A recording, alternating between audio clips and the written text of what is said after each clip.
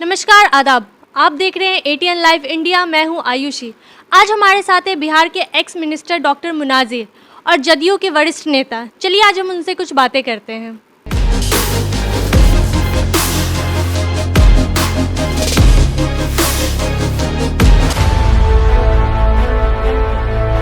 Sir, जातीय जनगणना के बारे में आपका क्या कहना है?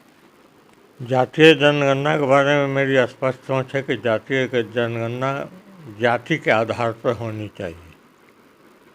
इसलिए जाति के आधार पर जब तक नहीं होगा तब तक पता कैसे चलेगा कि किसकी आबादी क्या है, कौन लोग गरीबी रेखा के नीचे हैं, कौन लोगों की स्थिति क्या है। इसलिए इस मुल्क के अंदर हर चीज़ की गिनती होती है।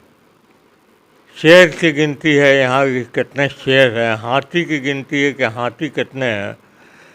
तो तो जातीय जनगणना कराने में क्या एतराज़ है? इसलिए हम जातीय जनगणना के पक्ष में हैं और जातीय जनगणना होना चाहिए। सर, माइनॉरिटी के बारे में क्या कहेंगे? माइनॉरिटी तो बेचारा है, माइनॉरिटी के बारे में क्या कहना है। माइनॉरिटी की लीडरशिप धीरे धीरे हाशिए पर आते चली जा रही है। हर पार्टी, किसी पार्टी ने माइनॉरिटी को तरजीह देने का काम नहीं किया। तो माइनॉरिटी की स्थिति तो बिल्कुल बद से बदतर है और माइनॉरिटी भी के लोग भी दूसरे का नारा लगाने में अच्छा महसूस करते हैं और अपने लोगों को नज़रअंदाज करते हैं। इसकी दूसरी वजह ये भी है। इसलिए माइनॉरिटी तो हाशिए पर है।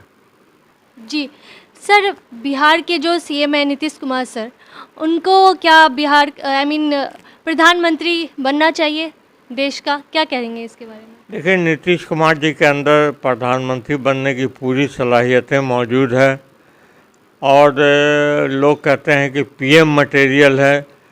तो मैं इस पर मुहर लगाता हूँ कि नीतीश कुमार की जो शख्सियत है वो पीएम मटेरियल की है और उनको पीएम बनना चाहिए।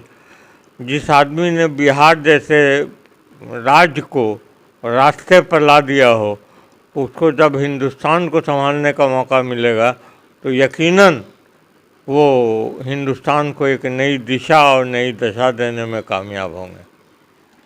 Thank you so much. इसी के साथ बने रहिए एटीएन लाइव इंडिया। नमस्कार।